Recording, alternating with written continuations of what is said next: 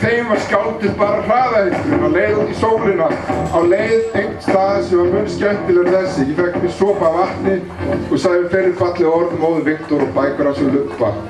Síðan kynnti ég hann og hallaði mér aftur í sætinu. Öll augu beindust á púltinu. Hér var þrátt fyrir allt landsfrægur rithöfundur sem enginn hafði séð eða heyrt í áður.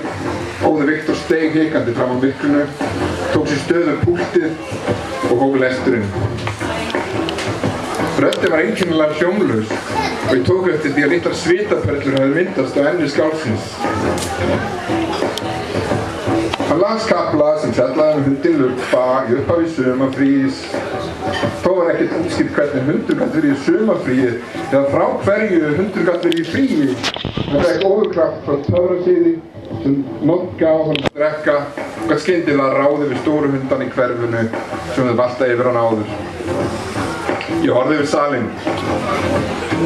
Sum börnin voru strax farin að rangfalva augunum. Fyggt í farsímum eða hnippa hvert í annað og þá lausnir ég með hugsun. Hvernig í ósköpunum átti Óðinn Viktor að keppa við allt sem er skemmtilegt í heiminum? Hvers vegna áttu krakkar að vilja hlusta á sögur sem talandi ofurhund til þeir gátu spila leiki í farsímum eða horft á bíómyndir í spjaldtölvum? Það var vonlaus barátta. Og Brella sem Vala Ben og Brandur Högnason sett á svið til að foreldra krakkarna vörsluðist þess að kaupa hrútleiðilegar bækur Óðins Viktors í jólapakkana. Sjálfur voru foreldrarnir löngu hættir að lesa bækur og ráfuðu bara stefnulaust um internetið, bugaðir af sektarkennd yfir öllum bókunum sem þeir áttu að vera búnir að lesa. Ég hrökk upp úr þessum hugsunum þegar Óðinn Viktor hækkaði róminn. Hann virtist nú lifa sig betur inn í textan. Hundurinn Lubbi hafði fengið aukaofurkrafta, aukaskafta töfraseiði líkt og þegar maður fær eftirmat eftir eftirmat.